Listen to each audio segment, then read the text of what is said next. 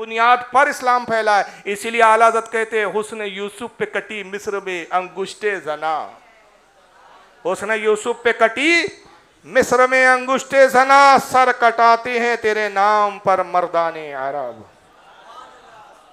तो इस्लाम कुर्बानियों से, नबी की मोहब्बत की वजह से फैला है।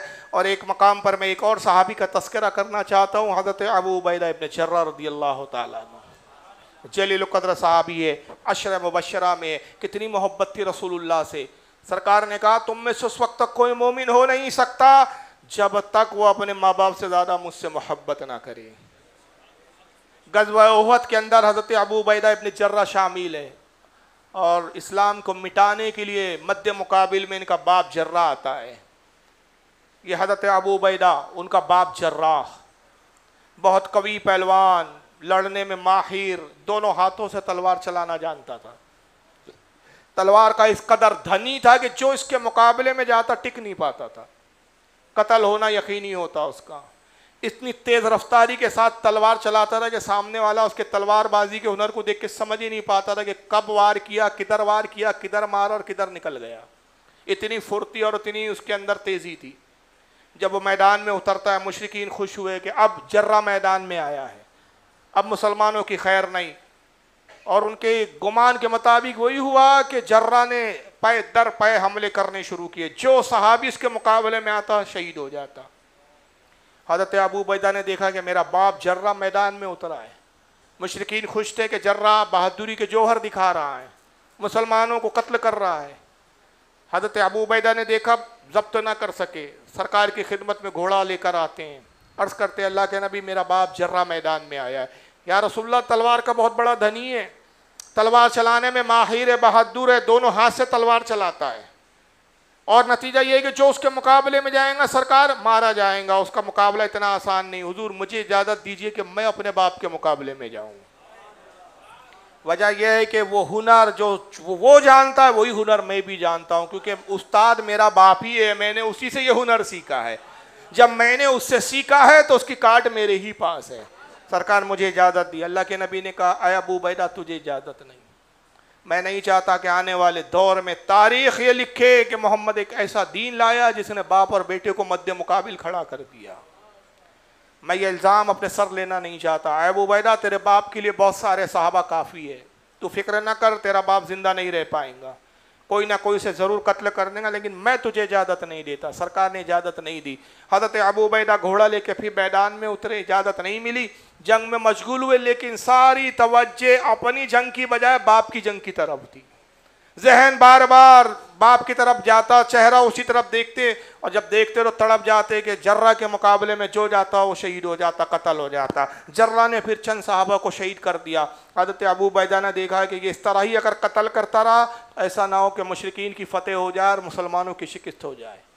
फिर घोड़ा लेकर सरकार की खिदमत में हाजिर हुए। फिर उतरते हैं घोड़े से, बारगाह रसूल में हाजिर हुए, दस्तबोसी की, अल्लाह के नबी आप मुझे इजाज़त दीजिए, सरकार जर्रा मुसलसल मुसलमानों को कत्ल कर रहा है, अगर यही हाल रहा तो शाम तक कई सौ कई हज़ार लोगों को मेरा बाप कत्ल कर देगा, हमें बड़ा भारी नुकसान होगा, शिकस्त यकीनी हो जाएंगी, मुशरिकीन के हौसले बढ़ जाएंगे, सरकार मुझे इजाज़त दीजिए। आका ने फिर कुछ सख्ती से कहा ऐ अबू उबैदा मैंने कहा ना तुझे इजाज़त नहीं है, फिर तुम बार बार आते हो, जाओ अब दोबारा ना आना, तुम्हें इजाज़त नहीं है।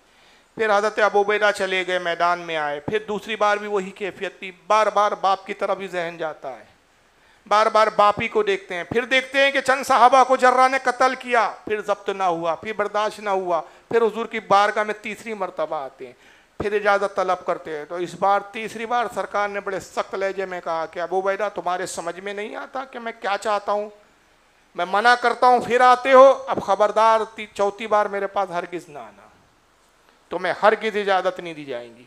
बहुत सख्ती से मना किया। अबू उबैदा आ गए, अब मायूस होकर कि हुजूर की बिल्कुल ममानियत और सख्ती के साथ है। रावी कहते हैं कि फिर हज़रत अबू उबैदा लड़ने लगे, मगर सहन बाप की तरफ, बाप से हटी नहीं रही है निगाह। जब देखा कि फिर इसने मुसलमानों को शहीद किया, कत्ल किया, अब बर्दाश्त से बाहर हो गया।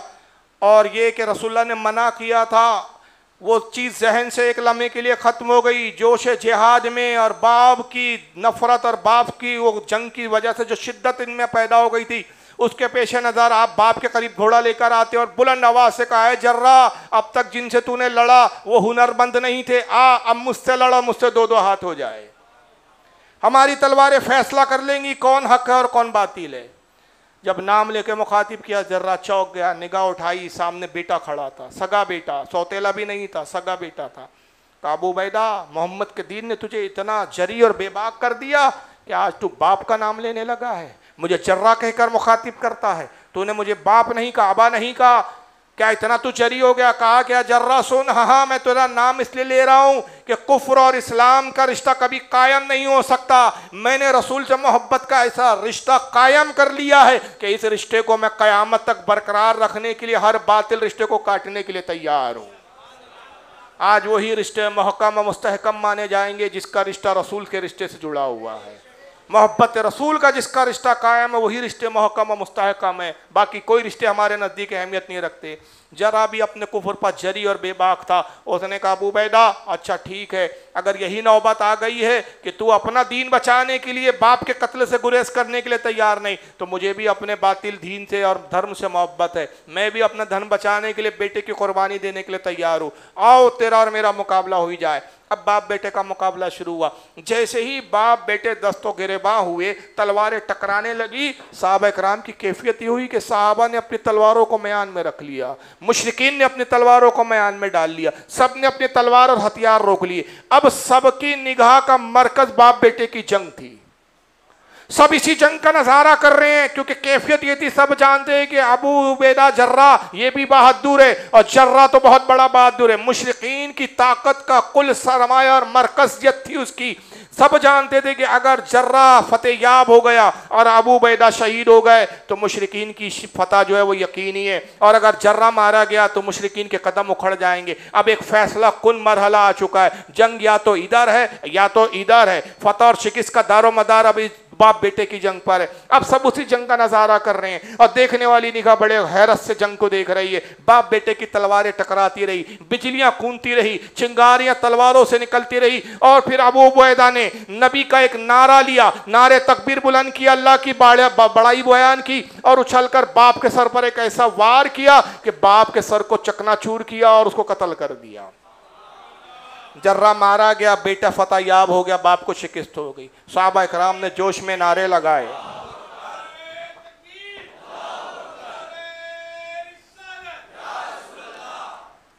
सहाबा इकराम ने जोश में नारे लगाए, खुशी और मसरत का इजहार किया।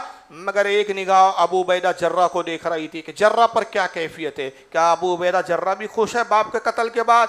देखने वाली निगाह ने देखा कि जर्रा तलवार के दस्ते पर अपनी थूड़ी को लगाए हुए रो रहे थे। तलवार से बाप का खून बह रहा था।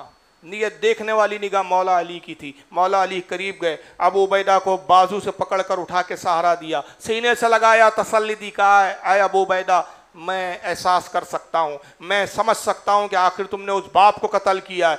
अगरचे वो मुशरिक था, मुशरिकीन की तरफ से, कुफ्फारों की तरफ से आया था, इस्लाम का दुश्मन बनकर आया था, लेकिन मुझे इस बात का एहसास है कि आखिर वो बाप था, उसने तुम्हें पैदा किया, तुम्हारी परवरिश की, तुम्हें तहजीब व तमद्दुन सिखाया, तुम्हें परवान चढ़ाया, इस लायक बनाया गया आज जो तुमने कारनामा अंजाम दिया। बाप की मोहब्बत का तकाजा है कि तुम रो। कहा कि माली, कसम खुदा की आप गलत समझे, मैं इसलिए नहीं रो रहा हूं कि मैंने बाप को मारा है, इसलिए अफसुर्दा नहीं है कि बाप मेरी तलवार से कत्ल हुआ है। मैं रो इस बात पे ला रहा हूं कि मेरा ईमान बर्बाद हो गया, मैं तबाह और हलाक हो गया।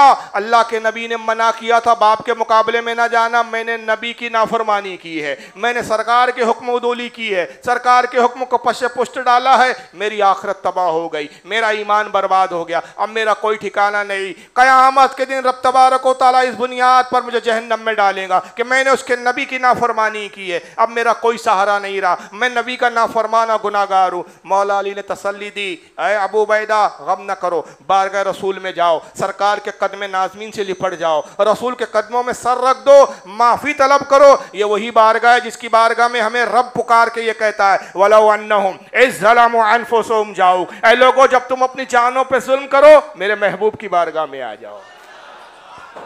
मेरा महबूब अगर तुम्हारी सिफारिश करे, लवाजदुल्लाह तव्वाब रहीमा, अल्लाह को तौबा कबूल करने वाला पाओगे। तो जाओ रसूल की बारगाह में, सरकार के कदमों में जाकर एतराफ़ कर लो गुनाहों का, इकरार कर लो, माफ़ी तलब करो। आका ने अपने दस्ते मुबारक को उठा दिया, तुम्हारा बेड़ा पार हो जाएगा, गुनाह दरगुजर कर दिए जाएंगे। जब मौला अली ने तसल्ली दी, हज़रत अबू उबैदा इब्न जर्राह को तसल्ली मिली। आपने अपना इमामा खोला और गले में लपेट लिया। यह अहले अरब की आदत थी, रिवाज था कि जब किसी बड़े पापी और मुजरिम को लाया जाता था, उसके गले में इमामा लपेट दिया जाता था। जैसे आज हमारे हिंदुस्तान के कानून के तहत जब किसी बड़े मुजरिम को ले जाते हैं तो हथकड़ी लगा के ले जाते हैं, ताकि देखने वालों को इबरत हो कि साहब ये बहुत बड़ा मुजरिम है। अरब का दस्तूर था कि जब बड़े मुजरिम को लाया जाता अदालत में, उसी का इमामा खोल के उसके सर में गले में लपेट दिया जाता था। आपने खुद अपने इमामे को लिया, गले में लपेटा और उसके एक सिरे को अपने हाथ में पकड़ लिया और उसी को खींचते हुए इस आलम में जा रहे, गोया खुद ही मुजरिम है और खुद ही पुलिस का आप फरीज़ा अंजाम दे रहे और अपने मुजरिमाना वजूद को बारगाह रिसालत तक पेश कर रहे हैं। हुजूर की खिदमत में गए और जाने के बाद सरकार के कदमों से लिपट गए, रोने लगे, आंसू के धारे बहने लगे। नबी करीम के जो है पाए अक़दस पर आंसू गिरते हैं, या रसूलल्लाह मैं आपका मुजरिम हूँ, सरकार मैंने जुर्म किया है, मैं मुजरिम हूँ आका, मुझे साथ ले लो कि रास्ते में है जा बजा थाने वाले। अल्लाह के नबी मुझसे जुर्म हो गया है। आया अबू उबैदा क्या जुर्म हुआ तुझसे, किस जुर्म के लिए आया है, किसकी माफ़ी तलब कर रहा है? अल्लाह के नबी आपने मना किया था कि बाप के मुकाबले में ना जाना। सरकार में बाप के मुकाबले में गया, मैंने जंग भी किया और जर्रा को कत्ल भी कर दिया, मेरा ईमान तबाह हो गया सरकार, मेरा ईमान बर्बाद हो गया, मेरा इस्लाम खत्म हो गया, मैं तबाह बर्बाद हो गया, मैं हलाक हो गया। अल्लाह के नबी मैं मुजरिम हूँ सरकार, मैं अपने जुर्म का इकरार करता हूँ, अपनी नाफरमानियों का इकरार करता हूँ। सरकार ने मुस्कुराया, उनके हाथों और बाजुओं को पकड़ के उठाया, सीने से लगाया, कहा अबू उबैदा मेरी मुमानियत एक हिकमत के तहत थी, बाखुदा अल्लाह और उसका रसूल तुमसे राजी है, तुम गम ना करो, अल्लाह रसूल तुमसे राजी है। मेरी तो मुमानियत की बजाय एक हिकमत की बुनियाद भी थी, ये नहीं कि मैं इस कत्ल को पसंद नहीं करता था। जाओ अल्लाह रसूल तुमसे राजी हुए और तुम्हें बशारत देते कि तुम्हारे गुनाहों को दरगुजर कर दिया गया है। जैसे ही बशारत का ये फरमान बारगाह रिसालत से जारी हुआ, अबू उबैदा इब्न जर्राह खुशी के मारे उछलकर घोड़े पे बैठे, अब बड़े जोश के साथ मैदान जिहाद की तरफ गए कि अब मैं मुजरिम नहीं हूँ, अब मैं पापी नहीं हूँ, मैं बख्शवा हूँ, नजात याफ्ता हूँ। आका अबू उबैदा इब्न जर्राह की उस जुर्रत को देखकर, उस शहाना अंदाज को देखकर मुस्कुराते और सहाबा को मुखातिब करके कहते, ऐ लोगों देखा ये अबू उबैदा है जिसने मेरी मोहब्बत की खातिर अपने बाप को भी कत्ल कर दिया है। जिसको जमीन पर चलता फिरता जन्नती देखना हो वो अबू उबैदा इब्न जर्राह को देख लिया। और बाद में फिर अशरे मुबश्शरा में शामिल हुए हैं। ये तो जन्नत के हकदार इतनी आसानी से नहीं हुए हैं ये लोग। ये मोहब्बत रसूल के तकाजे थे इन्होंने जिन चीज़ों ने इन्हें रसूलुल्लाह से इतना करीब कर दिया है। और इस मामले में सिर्फ सहाबा ही नहीं, एक खातून का तो वाक़ा मैं बयान कर चुका जो अपने बच्चे को कुर्बान करने के लिए बारगाह रिसालत में हाजिर करती है। ऐसी ख़वातीन के कितने वाक़यात आपको तारीख़ में मिलेंगी कि जिन्होंने अपने बेटों को रसूलुल्लाह की बारगाह में, हज़रत उम्मे अम्मारा का एक तारीख़ी किरदार है जिन्होंने अपने बेटों को भी इस्लाम की खातिर कुर्बान किया, शोहर को कुर्बान किया। और जब बेटे और शोहर खुद कुर्बान हो गए, खुद तलवार लेके मैदान जिहाद में उतर पड़ती है और उसके बाद लड़ती है हज़रत उम्मे अम्मारा। यहाँ तक लड़ती रही कि इतनी ज़ख्मी हुई, इतने तीर सीने में पेवस्त हो गए कि अब चलना भी दूभर हो गया, ज़मीन पर गिर पड़ी। कुछ सहाबा गए, ज़ईफ़ुल उम्र बुढ़िया थी, ज़ईफ़ा थी, उस ज़ोफ़ के आलम में उसने जिहाद किया। जब लोगों ने पूछा है उम्मे अम्मारा तुम्हारी आखिरी ख्वाहिश, का सिर्फ एक ख्वाहिश है, मैं चल नहीं सकती, उठ नहीं सकती, ऐ मेरे बच्चों मुझे उठाओ और रसूल के पास ले जाओ, मैं अपनी आखिरी सांसें मोहम्मद के कदमों में गुजारना चाहती हूँ। मेरा दम निकले तो रसूलुल्लाह के कदमों में निकले। सहाबा कराम उठा कर लेकर पहुँचते हैं और हुजूर के कदमों में जब रख दिया, उसी आलम में उम्मे अम्मारा का इंतकाल अर्ज करती, या रसूलल्लाह आप मुझसे राज़ी है या नहीं?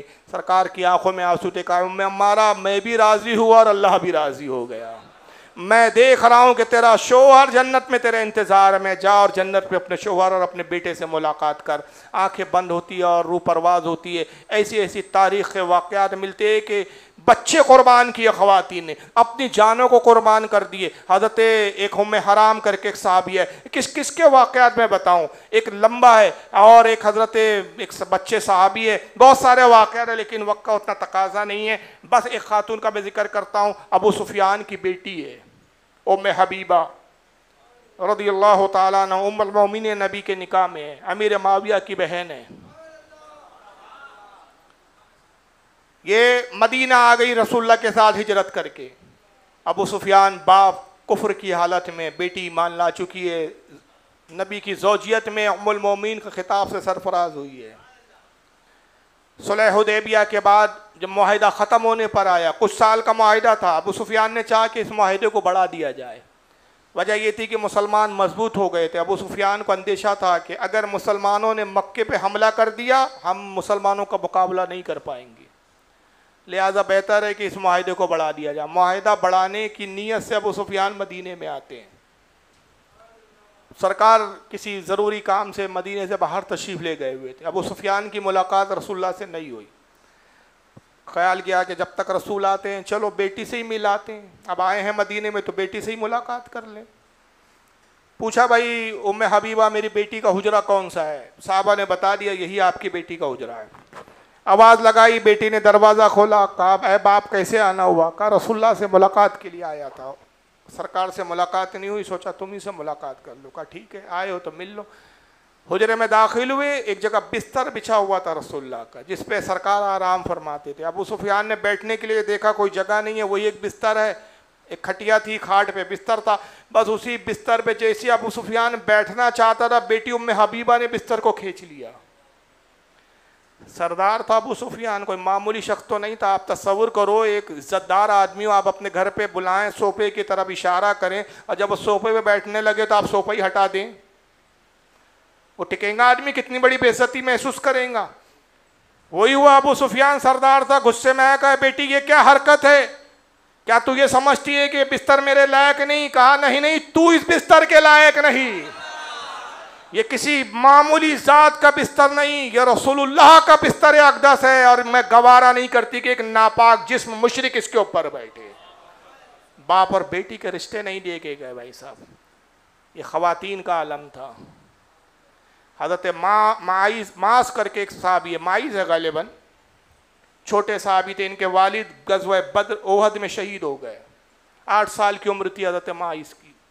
एक माइज़ वो है जो दूसरे है जिन्होंने बशरी एतबार से गुनाह सरजद हो गया था, सरकार ने, हाँ हज़रत आला, माइज़ नहीं है, माफ़ करना, आला, हज़रत आला ऐन से, ये साहबी है, कम सिन साहबी, 8 साल की उम्र थी इनकी। वालिद का इंतकाल हो गया साहब, गज़वा ओहद में शहीद हो गए। जिस वक्त शहीद हुए ये कुछ 6-7 साल के कुछ थे, यानी छोटे ही थे उस वक्त। अपनी माँ से हमेशा पूछते कि हमारे अब्बू कहाँ हैं? माँ कहती बेटा तुम्हारे वाली शहीद हो गए। बड़ी नेक पारसा एक लौता बेटे थे हज़रत आला। यहाँ तक कि एक मरतबा ईद का दिन था, देखा कि सारे बच्चे अपने बाप के साथ, अपने वालिदैन के साथ, वालिद के साथ ईदगाह जा रहे हैं, मेरा तो कोई वालिद नहीं है, तना हो, रोने लगे। मशहूर वाक़या आपने सुना होगा, रोते हुए हुजूर के हुजरे के पास गए और बाहर बैठ के हुजूर के हुजरे अक़दस की दीवार से टेक लगा के रोने लगे। उस वक्त सरकार की बारगाह में हज़रत अली मौजूद थे। काली देखो एक बच्चे के रोने की आवाज़ आ रही है, ये कौन बच्चा है जो रो रहा है? हज़रत मौला अली बाहर आए, देखा 6 साल का एक नन्हा सा बच्चा बैठा है, 6 साल का। कहा कि क्या नाम है बेटा, क्यों रो रहे हो? कहा मेरा नाम आला है। क्यों रो रहे हो? कहा मैं अपना दर्द और अपना शिकवा रसूलुल्लाह से बयान करूँगा। कहा अच्छा आओ मैं रसूल तक तुम्हें पहुँचाता हूँ। मौला अली ने गोद में उठाया, सरकार की खिदमत में लाया, हुजूर ये बच्चा है, रो रहा है। सरकार ने मोहब्बत की, प्यार किया, बोसा दिया रुखसार को। कहा क्या नाम है बेटे तुम्हारे? हुजूर मेरा नाम आला है। किसके बेटे हो? फुला अपने फुला का बेटा हूँ। क्यों रो रहे हो? सरकार मेरे वालिद ओहद में शहीद हो गए, मेरी वालदा है, मेरा कोई नहीं। आज मैंने ईदगाह में सबको जाते हुए देखा, मेरे भी वालिद होते वो भी मुझे ईदगाह ले जाते, मुझे आज अपने वालिद की बड़ी याद आई। सरकार ने कहा तुम पसंद नहीं करते कि मैं तुम्हारे बाप की जगह रहूं? आयशा तुम्हारी माँ की जगह रहे, फातिमा तुम्हारी बहन हो। अली तुम्हारे भाई हो? कहा या रसूलल्लाह ऐसे रिश्तेदार तो किस्मत वालों को मिलते हैं, मैं राजी हो गया।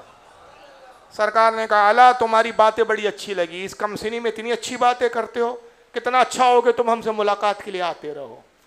आला चले गए, अक्सर मुलाकात के लिए आते हुजूर के हुजरे पे, सरकार बड़ी मोहब्बत से पेश आते, ऐसी ही मोहब्बत करते जैसे औलाद से मोहब्बत की जाती है। एक जंग का मौका आया, गालिबन गज़वा खैबर थी या खंदकी थी। सरकार के मुनादी ने जब ऐलान किया कि अपने इस्लाम को, अपने आप को पेश करो इस्लाम की खातिर, जवान आए, बूढ़े आए, जो ऐलान में सुना चुका, आला अपनी वालिदा के पास आते, अम्मी जान मुझे इजाज़त दीजिए। 8 साल की उम्र थी उस वक्त। कहा बेटा तुम तो बड़े कमसिन हो, तुम्हें कैसे इजाज़त दे सकती हूँ? कहा अम्मी जान आप मेरी कमसिनी पे ना जाइए, आप ये भी तो देखिए मेरे वालिद कौन थे, बहादुर थे, मैं उन्हीं का बेटा हूँ। आप मेरी कमसिन को ना जानिए, छोटी सी नन्ही सी एक तलवार थी जिससे वो मशक किया करते थे, उस तलवार को लहरा के आला कहते अम्मी जान इस तलवार को मामूली ना समझिए, ये बहुत खूब खून चूसना जानती है दुश्मनों का, मुझे इजाज़त दीजिए। कहा बेटा तुझे मैं इजाज़त नहीं दे सकती। कहा अम्मी आपको इजाज़त देनी होगी। जिद बड़ी, माँ ने डांटा, का खबरदार अला, बस मैंने कह दिया ना, खामोश हो जाओ, तुम्हें इजाज़त नहीं दी जाएंगी। सख्ती से डांटा, खामोश करा दिया। अदब जानते थे कि माँ की नाफरमानी नहीं की जा सकती, माँ की इजाज़त के बगैर जिहाद पे जाना जायज़ नहीं। अला रोने लगे, कभी कमरे में बैठे सोच रहे क्या किया जाए। एक तदबीर दिमाग में आती है, ये है मोहम्मद सल्लल्लाहु अलैहि वसल्लम के दीवाने कैसे जान देने के लिए बेचैन रहते थे। अरे ये तो छोड़ो यार, वो रिवायत पढ़ी थी तो मैं हिल गया था भाई। सरकार ने जब हज फरमाया, एक ही हज तारीख का, अल्लाह के नबी ने कुर्बानी के लिए मेंढों और भेड़ों को बुलाया, काली मेंढे लाओ। और रावी हदीस करते हैं कि जब सरकार ने ज़बा करना शुरू किया, हर जानवर दूसरे जानवर को सिंग मार के आगे आता था। लोगों ने कहा अल्लाह के नबी ये क्या माजरा है, जानवर आपस में लड़ते हैं और आपके करीब आने के लिए कोशिश करते हैं। तो सरकार मुस्कुराया, कहा हर जानवर चाहता वो मेरे हाथ से ज़बा किया जाए, और वो दूसरा एक जो जानवर है वो डरता है कि कहीं ऐसा ना हो कि हुजूर चंद जानवरों को ज़बा करे और बाकी को छोड़ दे, या दूसरों को कह दिया जाए कि तुम ज़बा कर लो। हर कोई चाहता है कि उसे ये सादत मिले कि वो मेरे हाथ से ज़बा हो। इमाम तहवी ने इसको मानुल आसार में हदीस लिखा, अंदाज लगा ये जानवर भी नबी पर अपनी जान देने के लिए बेचैन रहा करते थे, वरना हमारे जानवर को खींच के ले जाना पड़ता है, अड़ जाता है भाई साहब, वो उसको चारा दिखाना पड़ता है, चल चले खींच खींच के ले जाए, तो उसके भी समझ में आ जाता है कि आज मेरी खैर नहीं है। तो सरकार फिर जब जानवर जानिसारी करे तो इंसान है, अशरफुल मखलूक़ात है। यहाँ जान देने के लिए रोया जा रहा है, जिद की जा रही है, जान बचाने के लिए नहीं। हम जान बचाने के बहाने ढूंढते, वो जान देने के बहाने ढूंढा करते थे। रोने लगे। अचानक एक तदबीर आई हज़रत आला के जहन में, दौड़ते हुए गए हज़रत उमर की, अबू बकर की खिदमत में।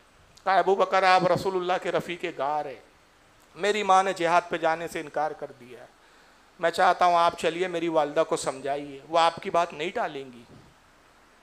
अबू बकर ने कहा बेटा ठीक तो कहती है तुम्हारी माँ, तुम्हारी उम्र है कितनी, कितने साल के हो तुम? बड़ा सीना फुला के कहा 8 साल का हूँ। कहा बेटा बहुत कम उम्र है, मुझे लगता है कि रसूलुल्लाह भी तुम्हें इजाज़त नहीं देंगे। कहा हुजूर से इजाज़त लेना वो मेरा काम है, आप तो माँ से इजाज़त दिलवा दीजिए। कहा अच्छा चलो तुम जिद करते हैं तो मैं बात करता हूँ। आए, दरवाजे के बाहर से आवाज़ दी, उम्मे आला तुम पर सलामती हो, मैं अबू बकर। आप पर भी सलामती हो है रसूलुल्लाह के जानिसार। कैसे ज़हमत फरमाई, मैं आला के लिए जिहाद पे ले जाने के लिए इजाज़त तलब करने आया हूँ। अंदर से आला की वालिदा की आवाज़ आती है, अल्लाह के वास्ते मुझ पर रहम कीजिए अबू बकर, आप इतने ज़ईफ़ुल उम्र में मुअम्मर साहबी है, आप नहीं समझते कि मेरा एक लौता बेटा है, 8 साल का है, आप जानते जंग का अंजाम क्या होगा, 8 साल का बच्चा भी कोई मुकाबला करता है, सिवाय शहीद और कत्ल होने के क्या कर सकता है? लिहाजा आप मुझ पर रहम करें, मैं बेवा तो हूँ कि आप एक बच्चे की माँ भी रहना नहीं देना चाहते आप। जब ये जुमले कहे तो अबू बकर लरज़ गए, वापस आए, कहा बेटा आला तुमने सुन लिया तुम्हारी माँ के क्या अल्फाज है, अब इससे ज़्यादा मैं हिम्मत नहीं कर सकता, बेटा अब तुम सब्र ही करो। ये कह के चले गए, लेकिन आला मुतमईन नहीं हुए, फिर दिमाग दौड़ाया अब क्या करूँ। हज़रत उमर के पास पहुँचे, हज़रत उमर से कहते हैं कि ए उमर इब्न ख़त्ताब, ए रसूलुल्लाह के जानिसार साहब, मेरी वालिदा से मेरी लिए इजाज़त तलब कीजिए। हज़रत उमर ने भी वही सब कहा, तुम छोटे हो लेकिन ज़िद की। कहा अच्छा चलो तुम ज़िद करते हो, मैं चलता हूँ। उम्मे आला के पास आए, आवाज़ लगाई, अस्सलाम वालेकुम उम्मे आला, मैं उमर इब्न खत्ताब रसूलुल्लाह का साहबी, आप पर भी रहमत हो, कैसे रहमत फरमाई, मैं आला को लेने आया हूँ। कहा अच्छा आप खुद आए हैं या आला लेकर आए हैं? कहा वो छोड़िए, आप इजाज़त दे दीजिए।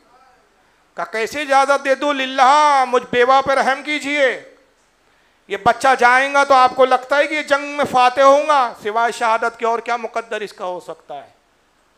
इस छोटे से बच्चे पर दुश्मन किस तरह हावी होगा आप खुद समझ सकते हैं। आप इतने समझदार हो के ऐसी जुर्रत की है कि आप मेरे बच्चे के लिए इजाज़त तलब करने आ गए। आपने खुद सोचना चाहिए था। जब ये जुमले कहता हज़रत उमर भी शर्मिंदा हो गए। कहा अला आपकी वालदा सही कहती है, वापस आ गए। अला ने देख लिया अब काम बनने वाला नहीं। अबू बकर से नहीं मानी अम्मी जान, उमर से नहीं मानी, एक ही ज़ात है जो माँ को मनवा सकती है और वह रसूलुल्लाह की ज़ात। पहले सरकार को ही मनाना पड़ेगा। एक हीला तराशा, सरकार के हुजरे के बाहर गए और फिर वही अंदाज इख्तियार किया जो 6 साल की उम्र में अंदाज किया, हुजरे के बाहर बैठ के रो रहे हैं और जानबूझ के आवाज़ें निकाल के रोते थे। रावी कहते हैं कि जानबूझ के इतनी आवाज़ों से रो रहे थे कि ताकि हुजरे रसूल तक आवाज़ जाए। सरकार जंग के हालात पर सहाबा को लेकर गुफ्तगू कर रहे थे, मौला अली साथ में मौजूद थे। फिर सरकार ने कहा अली सुन रहे हो, ये रोने की आवाज़ आ रही है, कोई बच्चा मालूम होता है जो रो रहा है। कहा या रसूलल्लाह। कहा देखो ये कौन बच्चा है, बाहर आए हुजूर, ये आला है। कहा क्या बात है, ये हमेशा हुजरे पर आके रोता ही रहता है, ले आओ अंदर। लाए, आला आप क्यों रो रहे हो? अल्लाह के नबी मैं जिहाद पर जाना चाहता हूँ, माँ जो है इनकार करती है। सरकार ने कहा सही तो कहती है तुम्हारी वालदा।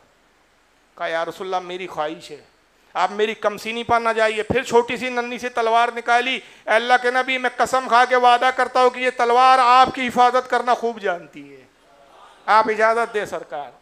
उन्होंने समझाया, लेकिन आला बहुत चालाक थे, सरकार के कदमों में गिर गए, कदमों से लिपट गए। अल्लाह के नबी मैं इन कदमों को उस वक्त तक नहीं छोड़ूंगा जब तक आप मुझे जिहाद पर ले जाने के लिए राज़ी ना हो जाए।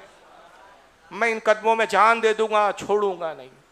जब सरकार ने ये जज्बात और कैफियत देखी, अली से कहा अली जाओ इनकी माँ से इजाज़त ले लो और कहना कि रसूलुल्लाह इजाज़त तलब करते हैं। अल्लाह अकबर, सारी कायनात रसूल से इजाज़त लेती है, रसूल इनके लिए इजाज़त ले रहे हैं। मौला अली आए, सलाम किया, अस्सलाम वालेकुम उम्मे आला, मैं अली इब्न अबी तालिब। अली आप कैसे आए? अल्लाह के लिए इजाज़त के लिए आए। वल्लाह क्या ये मुझ पे जुल्म है कि पहले अबू बकर आते हैं, फिर उमर आते हैं, अब आप चले आए दामाद रसूल। कहा मैं नहीं आया हूँ, रसूल की तरफ से भेजा गया है। कहा रसूलुल्लाह ने भेजा, हुजूर क्या चाहते हैं? कहा हुजूर चाहते हैं कि आला उनके साथ जिहाद पे जाए। कहा बाखुदा मैंने अबू बकर को इनकार किया, उमर को इनकार किया, कसम खुदा की आप आते आपको भी इनकार करती, मगर सरकार ने भेजा तो एक आला क्या है, हजारों आला हुजूर पर निसार है। बखुशी आप अब आला को ले जाएं। अब मैं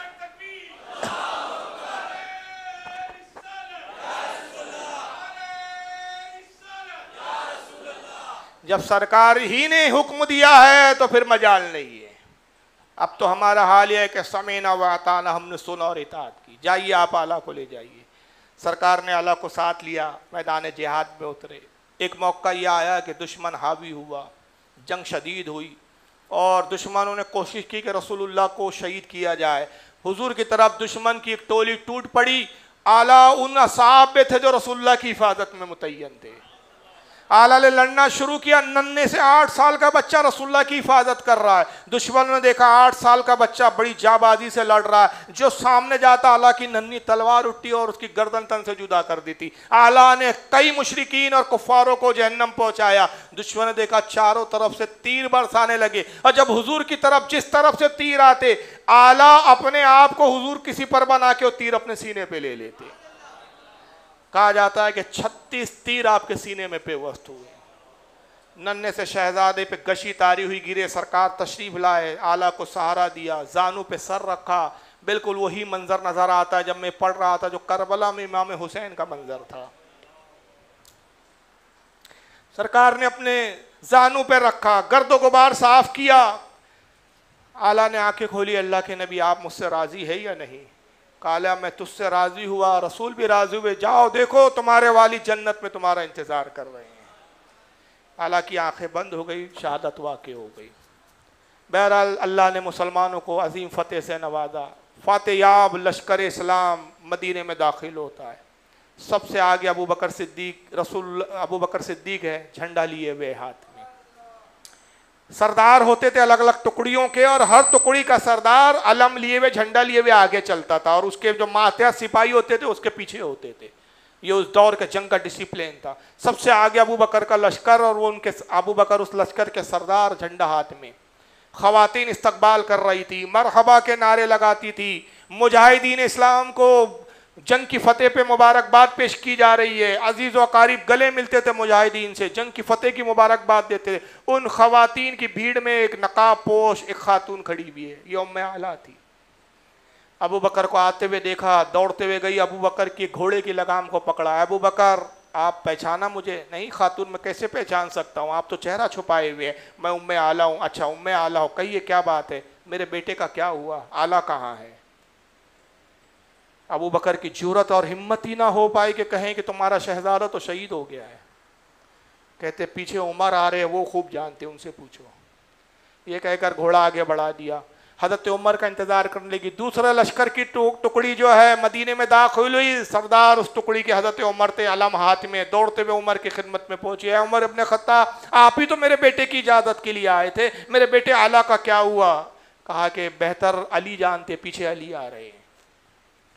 पीछे अली का लश्कर था, मौला अली थे। अली को पकड़ती है, अली आप बताइए, आप ही तो ले गए थे मेरे बेटे को अपने साथ, मेरे बेटे का क्या हुआ, क्या बात है, कोई मुझे मेरे बेटे की खबर नहीं देता।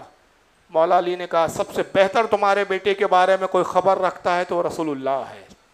पीछे सरकार तशरीफ ला रहे, उनसे पूछो, अवला वही तुम्हें बेहतर तौर पे बात। किसी सहाबी की जुर्रत नहीं हो रही है कि इस बेवा खातून जिसका शोहर भी नहीं, एक लौता बेटा जो भी कुर्बान हो चुका रसूल की अजमत और रिसालत की नाफूस की हिफाजत के लिए, इस्लाम के तहफ़्फ़ुज़ के लिए जो अपनी कुर्बानी पेश करा, किसी की जुर्रत नहीं कि वो मौत की खबर दे सके, शहादत की खबर दे के। हर कोई दूसरे पे टाल रहा है। अब वो रसूल का इंतजार करती है। सरकार अपनी ऊँटनी कस्वा पे सवार है, करीब जाती है और रसूलुल्लाह सल्लल्लाहु अलैहि वसल्लम के करीब जाके सलाम अर्ज करती है, अस्सलामु अलैकुम या रसूलल्लाह, मैं उम्मे आला अपने बेटे की खबर के लिए आई हूँ। आका ने जैसे सुना, अदबन आप उसके एहतराम में, दुनिया नबी का एहतराम करती थी, आका उस खातून का एहतराम करते, अपनी ऊँटनी से जमीन पर तशरीफ ले आते हैं। तशरीफ लाने के बाद उम्मे आला से कहते हैं, उम्मे आला तुम शहीद की बेवा थी, मुबारक हो कि शहीद की माँ भी कहला चुकी हो। बस उम्मे आला ने जैसी बेटे की खबर सुनी, रसूलुल्लाह के कदमों में गिरी और उसी वक्त रूह परवास कर गई। आका ने आसमान की तरफ देखा और मुस्कुरा दिया। साहबा ने अर्ज़ किया, अल्लाह के नबी, उम्मे आला का जिस्म आपके कदम नाज़मीन पे पड़ा है और आप मुस्कुरा रहे हैं, हुजूर किस बात पे आप मुस्कुराए? कहा, खुदा की कसम मैं देख रहा हूँ कि उम्मे आला और उम्मे आला का शोहर उसके इंतज़ार में है और हूरें उसके इस्तकबाल के लिए खड़ी हुई हैं। ये वो लोग थे जिन्होंने इस तरह से कुर्बानियाँ इस्लाम को पेश की है। इस्लाम इतनी आसानी से हम तक नहीं पहुँचा है भाई। ईमान लाने के बाद तकलीफ़ें किस तरह से इन्होंने झेली है, एक लंबी तारीख़ है और कहाँ कहाँ तक बयान किया जाए। जनाब बिलाल का अपना एक किरदार है, हज़रत असवद का अपना एक किरदार है। एक सहाबी गुजरे हज़रत असवद, उनको असवद कहा जाता था, बड़े सियाह फाम काले रंग के थे साहब। उन्होंने अपने लिए रसूलुल्लाह की बारगाह में कैसी कुर्बानियाँ पेश की। ये सब एक एक अगर मैं वाक़यात बताऊँ तो एक तवील गुफ्तगू हो सकती है, एक तवील बयान की ज़रूरत है। ये छोटा और मुख्तसर सा वक्त उसका मुतामिल नहीं हो सकता। एक आशिक रसूल में ओवैसे करनी का भी नाम आता है। कैसे आशिक रसूल थे? इमाम मालिक का नाम आता है, हज़रत अबू महज़ूरा है। अब हज़रत अबू महज़ूरा के बारे में इमाम काजी अयाद, इमाम बुखारी तारीख़ुल कबीर में इमाम काजी अयाद अपनी शिफा में लिखते हैं, इमाम हाकिम ने लिखा अल मुस्तदरक में, इमाम तबरानी ने अल माजुमुल कबीर में लिखा, मुतअद्दिद उलमा ने लिखा है कि इनके बाल बड़े लंबे थे। हज़रत अबू महज़ूरा रज़ियल्लाहु ताला अन्हु जब वज़ू करते, मसा करने के लिए जब इमामा खोलते, बाल खुल जाते, चूटा जूड़ा बांध के रखते थे। वो बाल खुलते और जब वो लड़ गिरती तो आपके घुटने तक आती थी। इतने लंबे बालों की लड़ थी। आज का वहाबी बोलता बिद्दत है, ये फतवे लगा देता है इनके ऊपर, मगर ये आशिक रसूल कैसे आशिक थे। ताबईन ने उनसे पूछा, है साहब के रसूल, क्या रसूलुल्लाह की वो हदीस आपके कानों तक नहीं पहुंची?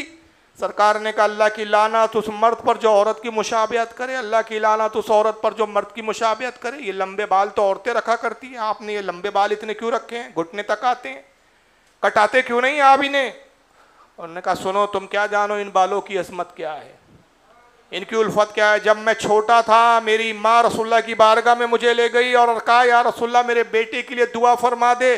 सरकार ने मोहब्बत से मेरे सर पर हाथ फेरा और दुआ की। मेरी माँ ने कहा बेटा है अबू महजूरा, अब उन बालों को कभी ना काटना जिस पर रसूलुल्लाह का दस्ते मुबारक लग गया है।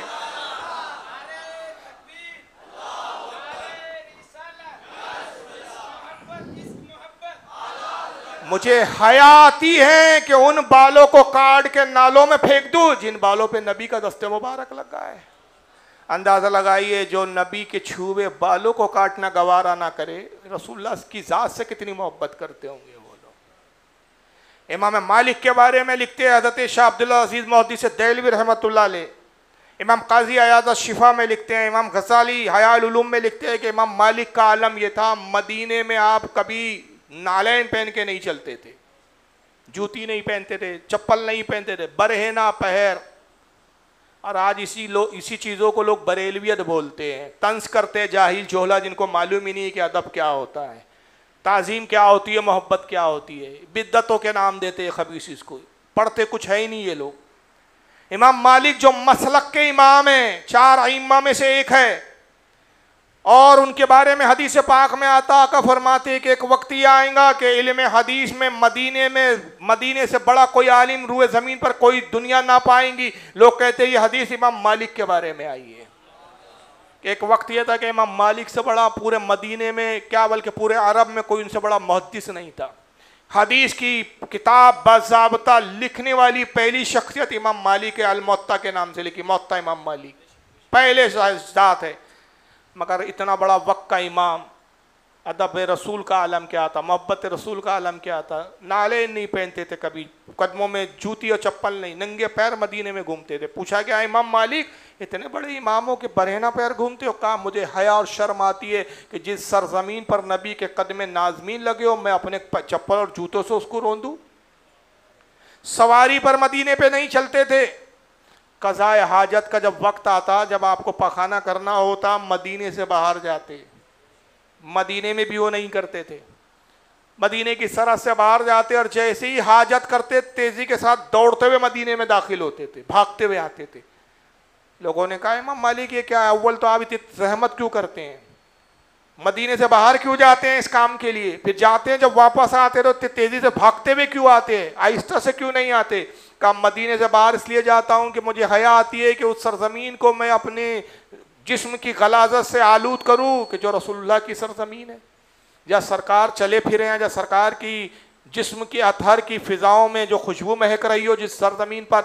अब बाहर जाकर दौड़ते हुए इसलिए आता हूँ कि बाहर तो कज़ाए हाजत के लिए चला जाता हूँ तो अंदेशा होता है कि कहीं ऐसा ना हो कि उसी वक्त मलकुल मौत आए और मेरी रूह कब्ज़ ना कर ले। मैं मदीने में मरने की ख्वाहिश करता हूँ, इसलिए मदीने में मरना की ख्वाहिश मुझे मदीने की तरफ तेज़ी से भगाते हुए ले आती है, इसलिए भागते हुए आता हूँ। और अल्लाह ने उनकी ख्वाहिश पूरी की, मदीने में ही इंतकाल हुआ उनका, जन्नतुल बकी शरीफ में मज़ार है। ये रसूलुल्लाह का एहतराम था। मदीने के पुराने इलाकों में आप जाते, खंडरों में जाते, खंडरों को बोसे देते थे। लोगों ने कहा मालिक ये क्या है, आप ईंटों को चूमते, पत्थरों को चूमते, और ये हमें कबर चुमवा कबर पुचवा बोलता है खबीस। जुर्रत हो तो बोल इमाम मालिक को ईंट पूजवा, पत्थर पूजवा। वहां क्यों नहीं जुर्रत करते भाई आप? नहीं, वो तो छुपाता है बदअकीदा, ये ईंटों को खंडरों को बोसा देते। कहा गया इमाम मालिक आप ये क्यों करते हैं?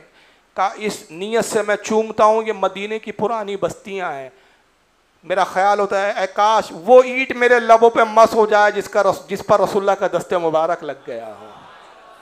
काश वो ईंट तक मेरे लब पहुँच जाए कि जिन ईंटों पर रसूलुल्लाह की पुष्ट मुबारक मस हो गई हो। ये इमाम मालिक का अदब था साहब। और एक आशिकों में किन किन आशिकों की बात करें, आशिकों की फहरिस्त क्या छोटी है क्या आपके पास? हर जमाने में ऐसे एक इमाम अब्दुर्रहमान जामी आशिक पैदा हुए हैं जनाब। इनका क्या आलम था भाई इमाम अब्दुर्रहमान जामी का। शवाहिदुन नब्वत बड़ी अजीम किताब, मारकतुल आरा किताब है, बड़ी मशहूर किताब है इनकी। अब्दुर्रहमान जामी इतने बड़े आशिक रसूल थे, पैसा थोड़ा थोड़ा जमा करके हज के लिए निकले। हज कर लिया, काफिला निकला, मदीने आ रहा है रसूलुल्लाह की ज़ियारत के लिए। रात हो गई, जब मदीने के बाहर पहुँचे सरहद तक तो रात हो गई। सालार काफिला ने कहा कि आज पड़ाव डाल लो, रात में मदीने में दाखिल होना मुनासिब नहीं है। हुजूर ने शहर में रात में दाखिल होने से मना किया है, बेहतर है हम सुबह फज्र पढ़ के मदीने में दाखिल होंगे। हुक्म हुआ, लोगों ने खैमे नस्ब किए।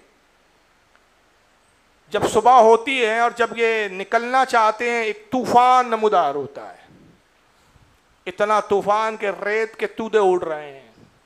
जानवर आगे बढ़ने से इनकार कर दिया, आंखों से कुछ सुझाई नहीं दे रहा है। उन्होंने कहा क्या बात है, क्यों तूफान आ रहा है, क्या वजह है? हम में क्या कोई ऐसा गुनाहगार शख्स है जिसकी वजह से मदीने में वबा आ गई है, हवाएं चल रही है? दुआएं करना शुरू किया काफिले वालों ने, बड़े मुश्किल से तूफान थमा। तभी देखते हैं कि साहब मदीने का गवर्नर चला आ रहा है। काफिले के करीब आया, कहा मैं मदीने का गवर्नर हूँ, साथ में कुछ सिपाही है उसके। तो मैं अब्दुर्रहमान जामी कौन है, जो हेरात के शहर जाम से आया है। हेरात ईरान का शहर है, ईरान के रहने वाले थे, इलाका था हेरात, वहाँ का एक कस्बा था जाम, वहाँ से जामी कहलाए। ये आगे बढ़े, मैं हूँ अब्दुर्रहमान जामी। क्या बात है? कहा रसूलुल्लाह ख्वाब में तशरीफ़ लाए और कहा कि अब्दुर्रहमान को इजाज़त नहीं है कि वो मेरे रोज़े पर आए, उसको रोक दिया जाए। तो मैं रोक दिया गया। लोगों ने कहा अच्छा ये पापी है, कुछ गुनाह करके आया है, इतना बड़ा पापी है कि रसूलुल्लाह अपनी बारगाह में इसको आने की इजाज़त नहीं दे रहे, इसकी वजह से हमें रोका गया है। उन्होंने कहा अब्दुर्रहमान तुम रुको, हमें जाने दो। कहा लिल्लाह मुझे छोड़कर ना जाओ। चुनांचे सालार काफिला की खुशामद की, कहा कि मैं रसूलुल्लाह की बारगाह में इस्तग़फ़ार करता हूँ, उम्मीद है कि रसूलुल्लाह की तरफ से इजाज़त मिल जाए, मुझे तना छोड़ के न जाओ इस वीराने में। काफिले वालों ने कहा अच्छा ठीक है, आज हम इंतज़ार करते, तवक्कुफ़ करते हैं। अकेले में ले गए उसको फिर सालार काफिला को और कहा कि देखो मेरे पास तमाम ज़िंदगी की कुछ पूंजी है जो मैंने कमाई है, और उससे भी इस खातिर ये पूंजी जमा की है कि रसूलुल्लाह के रोज़े की ज़ियारत हो जाए, सरकार की ज़ियारत हो जाए, सब कुछ हुजूर की एक दीदार पे कुर्बान है।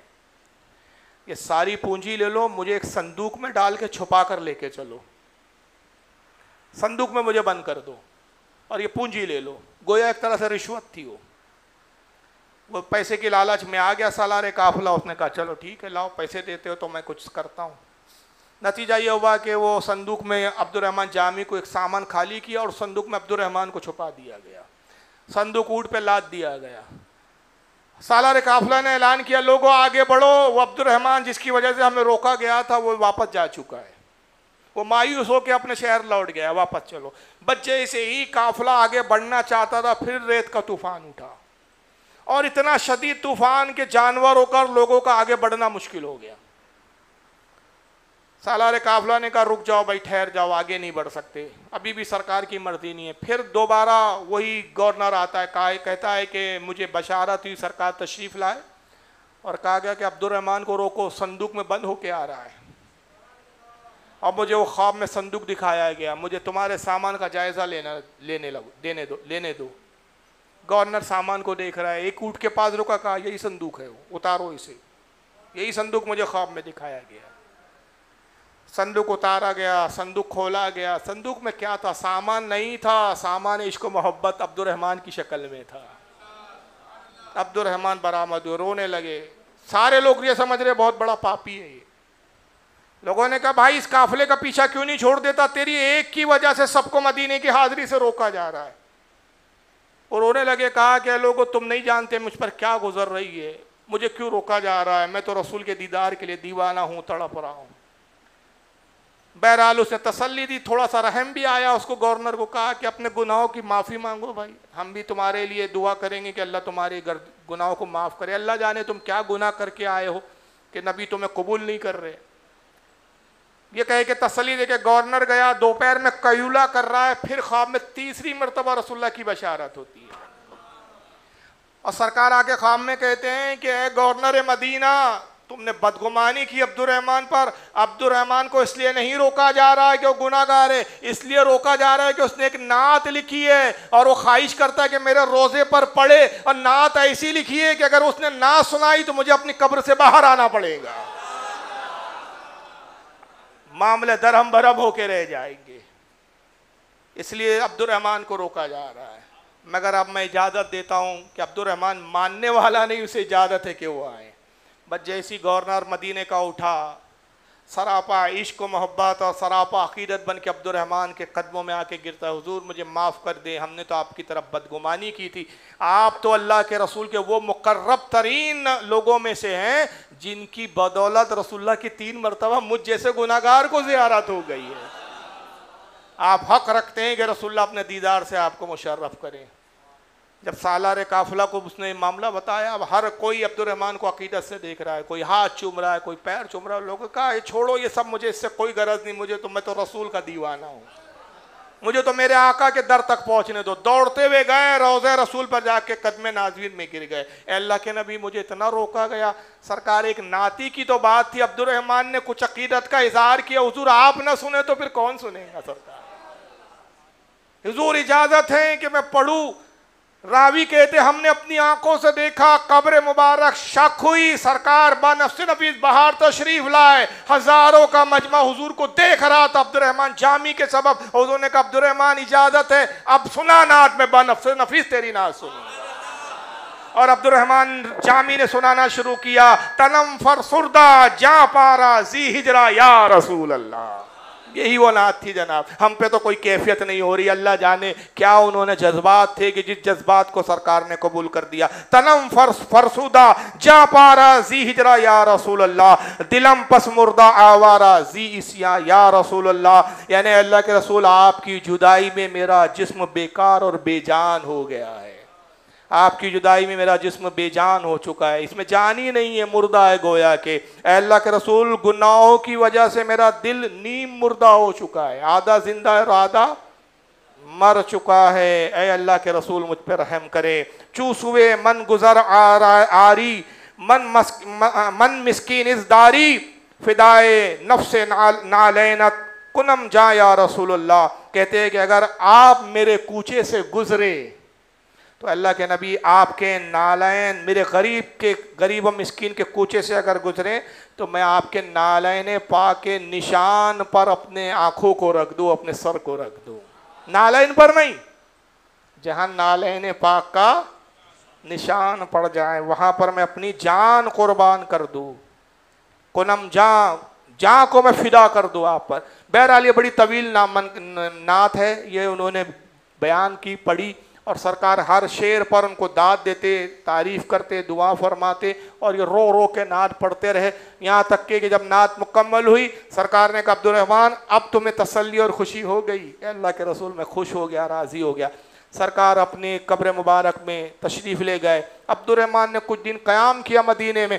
जब भी रोज़े रसूल पर आते सलाम करते, अस्सलाम वालेकुम या रसूलल्लाह, और रोज़े रसूल से जवाब आता वालेकुम अस्सलाम अब्दुर्रहमान। अब रुख्सत हुई, इजाज़त का वक्त आया, सरकार वतन जाना ज़रूरी है, आप ही की दीन की खिदमत के लिए जा रहा हूँ। दिल चाहता नहीं है, गोया मुहद्दिस आज़म की ज़बान में मदीने को सब कुछ दिए जा रहा हूँ, मदीने को सब कुछ दिए जा रहा हूँ, बहारे मदीना लिए जा रहा हूँ। मदीने का कुछ काम करना है सैयद, मदीने का कुछ काम करना है सैयद, मदीने से बस इसलिए जा रहा हूँ, मदीने का ही काम करना है हिंद की ज़मीन पर, वरना दिल तो नहीं चाहता। वही अब्दुर्रहमान की कैफियत थी, सरकार दिल नहीं चाहता मगर आप ही के दीन की खिदमत करना है। जाम में, हेरात में इजाज़त है सरकार ने कहा अब्दुर्रहमान जाओ, अगले साल फिर आओ। अगले साल पहुँचे, फिर सलाम किया, फिर हाज़िरी होते रही। जब जब हाजिर हुए सलाम किया, कब्र रसूल से जवाब आता। फिर रुखसत हुए, फिर सरकार ने कहा अब्दुर्रहमान जाओ, फिर आओ। फिर तीसरा साल गए, फिर आए। जब भी जाते और हुजूर को आखिरी अलविदाई सलाम करते, हुजूर कहते अब्दुर्रहमान जाओ और फिर आओ। यहाँ तक के मुहद्दिसीन उलमा लिखते हैं कि 9 बार ये सिलसिला रहा, और जब 9वीं बार आखिरी बार आए आप सलाम किया तो हुजूर ने जवाब दिया, मगर ये इरशाद नहीं फरमाया कि जाओ और आओ। फिर दूसरी बार फिर इसी गरज से सलाम किया कि सरकार इस बार फरमाए, मगर हुजूर ने उस बार भी नहीं फरमाया। तो अर्ज़ करते या रसूलल्लाह, हर बार इरशाद होता था कि जाओ और फिर आओ, सरकार इस बार इरशाद नहीं हुआ। आका ने कहा अब्दुर्रहमान ये तेरी और मेरी आखिरी मुलाकात है, अब तुम इंतकाल कर जाओगे। हुजूर को ये भी पता है कब किसको कहाँ मरना है, कब मौत आनी है। और ये अनारकली की औलाद अब तक दीवार के पीछे में अटका हुआ है, दीवार के पीछे का इल्म नहीं था। अनारकली के बच्चे हैं ये, छोटे छोटे। बहरहाल अब्दुर्रहमान बड़े रोते हुए विदा हुए और उसी साल फिर उनका इंतकाल हुआ। और फिर अगर इमाम इश्क व मोहब्बत की बात करें तो रात छोटी है बात बड़ी है। उनका तो ये हाल है कि ऐ मेरे दिल को ढूंढो, क्या शेर है भाई वो? नहीं भाई, अरे आए खुदा के बंदो, कोई मेरे दिल को तो ढूंढो, मेरे पास था अभी तो अभी क्या हुआ खुदाया, कहाँ चला गया दिल? मेरे दिल को ढूंढो। बरेली में जिस्म रह गया, दिल गायब हो गया, बॉडी है दिल नहीं है। अरे ऐ खुदा के बंदो, किसको कह रहे खुदा के बंदो? आपको हमको नहीं, वो हदीस की तरफ इशारा है, आयूनी या इबादिल्लाह। सरकार फरमाते जब तुम मुसीबत में आओ तो पुकारो अयूनी या इबादल्लाह, ऐ अल्लाह के बंदो मेरी मदद करो। अल्लाह के ऐसे खुशखास बंदे जो तुम्हें देखते, तुम उन्हें नहीं देखते, वो तुम्हारी मदद करेंगे। ये अल्लाह के औलिया की जमात है, इबादुल्लाह, ये फरिश्तों की जमात है, उनको मुखातिब कर रहे हैं, ऐ खुदा के बंदो, ऐ इबादुल्लाह, कोई मेरे दिल को ढूंढो, मेरे पास था अभी तो अभी क्या हुआ खुदाया, कोई आया ना कोई गया ना आया, तुझे हमद है खुदाया। तो अब वो ढूंढने निकले सारे, फिर अल्लाह के बंदे, चलो अहमद रज़ा के दिल को ढूंढे भाई कहाँ। तो उनको मिला तो उन्होंने कहा ऐ रज़ा हमें तेरे दिल का पता चला बा मुश्किल। बहुत ढूंढा, बहुत तलाश किया, पता चली गया आखिर। तफ्तीश के बाद मालूम ही हो गया कि दिल कहाँ है अहमद रज़ा। हमें ऐ रज़ा तेरे दिल का पता चला बा मुश्किल, दरे रोज़े के काबिल मुकाबिल। हमें वो नजर तो आया मगर ये ना पूछ कैसा पाया, ये ना पूछ कैसा पाया। रोज़े रसूल पर पड़ा हुआ था, बिलक रहा था, तड़प रहा था, क्या कैफियत थी अब वो हम नहीं बयान कर सकते, अल्फाज नहीं हमारे पास, वो कैफियतों के इज़हार के लिए जुमले नहीं हमारे पास। ये ऐसे ऐसे आशिक गुजरे हैं। तो बहरहाल ये सब सहाबा इकराम हो या ये हो, ये वो आशिकान रसूल थे जिन्होंने नामूस के लिए मोहब्बत रसूल में अपने आप को फ़िदा कर दिया था। अल्लाह ताला हम सबको भी ऐसी मोहब्बत अता फ़रमाए, अपने नबी पर मरने मिटने का जज्बा अता फ़रमाए। किसी को कोई सवाल पूछना हो तो सवाल पूछ सकते हैं। वो कागज़ गिरा भाई, देखिए कहाँ गिरा, वो क्या लिखा था, मैंने पढ़ा ही नहीं उसको, क्या लिखा था उस पर? नहीं ये तो बाद में आया, ये बाद में आया। अच्छा गाड़ी वाला था।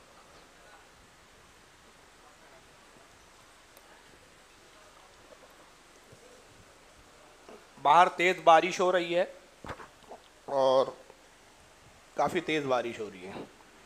आप लोग सवाल पूछें और कुछ ऐलाना सुन लें। ये सुन्नी हनफी ऑर्गेनाइजेशन जो हमारी तंजीम है अल्हम्दुलिल्लाह, उसकी आपके बम्बई में भी ब्रांच जो है काम कर रही है। ये उन्हीं के उसी तंजीम के ज़ेर एहतमाम हमारे तंजीम से जुड़े हुए एक बहुत काबिल मुसन्निफ़ भी हैं, अदीब भी हैं माशाल्लाह, और पेशे से डॉक्टर भी हैं, डॉक्टर मोहम्मद आफाक। उन्होंने ये किताब लिखी है। किताब का थोड़ा सा पस मंज़र मैं बता देता हूँ। एक हदीस पाक है तवस्सुल के ताल्लुक़ से, रसूलुल्लाह से मांगने को लेकर, जो हम अहले सुन्नत के नज़दीक बहुत बड़ी दलील की हैसियत रखती है, जिसको इमाम अब्दुर रज़्ज़ाक़ ने अल-मुसन्नफ़ में लिखा है, इमाम इब्न अबी शैबा ने भी अल-मुसन्नफ़ में लिखा है, इमाम हाकिम ने अल-मुस्तदरक में लिखा है, मुतअद्दिद अइम्मा ने लिखा है, कई हवाले हैं उसके। वो ये है कि हज़रत उमर के ज़माने में दौर खिलाफत में कहत पड़ गया और उस कहत को आमुर रमदा कहा जाता है। 3 साल मुसलसल बारिश नहीं हुई, 3 साल कहत पड़ा। नतीजा ये हुआ कि लोग दाने दाने को मोहताज हो गए और लोग दुआ करते थे, दुआएं कबूल नहीं होती थी, बारिश होती नहीं थी। तो एक सहाबी थे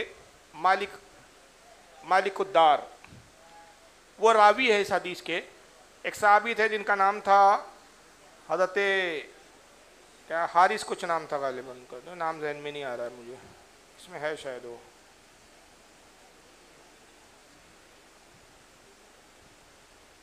बहरहाल वो मालिक उद्दारी थे गालिबन। खैर मालिक उद्दार तो रावी है जो हज़रत उमर रदी अल्लाह ताला अन्हु के वो ज़माने में वज़ीर खुराक थे, यानी फूड इंस्पेक्ट, वो बोल सकते फूड मिनिस्टर। वो इस हदीस के रावी है कि एक साहबी रसूल थे, वो रसूलुल्लाह के रोज़े पर गए और उन्होंने रोज़े रसूल पर जाके दुआ की और कहा कि अल्लाह के नबी आपकी उम्मत हलाक हो रही है, अपनी उम्मत को पानी अता फरमाइए। रो रो के हुजूर की बारगाह में अर्ज़ करते रहे। घर आए, ख्वाब देखते हैं, नींद लग गई, सो गए तो ख्वाब में सरकार तशरीफ़ लाए, फरमाया फ़िक्र ना करो, तुम्हें पानी अता किया जाएगा, बारिश हो जाएंगी, उमर को मेरा सलाम कहना और नसीहत करना है कि लोगों के साथ थोड़ा नरमी से पेश आए। बारिश हो गई। तो ये हदीस को तकरीबन सभी उलमा ने सही कहा है और ये हम अहले सुन्नत के लिए बहुत बड़ी सनद की और दलील की हैसियत रखती है ये हदीस कि हुजूर से डायरेक्ट भी मांगना जायज़ है, रसूलुल्लाह से विसाल के बाद भी मांगना जायज़ है। तो इस पर गैर हमारे जो है वहाबिया वो एतराज़ करते कि इसका रावी जो है हज़रत मालिक उद्दार वो ज़ईफ़ रावी है, इसकी सनद में फ़लाँ मामला ये है, वो है, वो है। उन तमाम एतराज़ात जो गैरों की तरफ से किए जाते हैं, उन एतराज़ात के जवाबात और उसकी सनद पर आलिमाना और मुहद्दिसाना अंदाज में गुफ्तगू की गई है। हमारे डॉक्टर मोहम्मद आफाक ने इस पर काफ़ी मेहनत की है माशाल्लाह और अइम्मा की किताबों से उस हदीस की सेहत पर गुफ्तगू करके साबित किया है कि यह हदीस बिल्कुल सही है। मुहद्दिसीन ने इसको कबूल किया है और इसकी सनद बिल्कुल सही है, काबिल कबूल है। इस मौजू पर यह किताब लिखी गई है, तो इसको हर सुन्नी नौजवान ने कम से कम पढ़ना चाहिए। बिलखुसूस उस नौजवान ने तो ज़रूर पढ़ना चाहिए जिनका वास्ता इन लोगों से अक्सर पड़ता है और जिनको बहस व मुबाहिसा इनसे साथ पेश आता है। तो बहरहाल ये किताब यहाँ हदियतन मौजूद है। क्या कीमत? 60 रुपये। इसकी कीमत भी कोई ज़्यादा नहीं है, 60 रुपया है। तो आप ये किताब यहाँ से हासिल करें, बाहर स्टॉल लगा हुआ है, 60 रुपया इसकी कीमत है। किताब का नाम है तवस्सुल की मशहूर हदीस मालिक उद्दार का तहकीकी जायज़ा। अगर अभी किसी के पास पैसे ना हो तो बाद में भी आप सुन्नी हनफी ऑर्गेनाइजेशन के मेम्बरान से रब्ता करके किताब हासिल कर सकते हैं। दूर दराज के रहने वाले हो, किसी को भेजना हो तो बाय पोस्ट भी ये भेजी जा सकती है। तो बहरहाल ये किताब ज़रूर पढ़ें, काफ़ी आलिमाना इस हदीस पर गुफ्तगू है, बहसें हैं और काफ़ी बड़ी बड़ी किताबों से, अइम्मा की किताबों से इसमें दलीलें दी गई है। तो इस किताब को ज़रूर पढ़ें।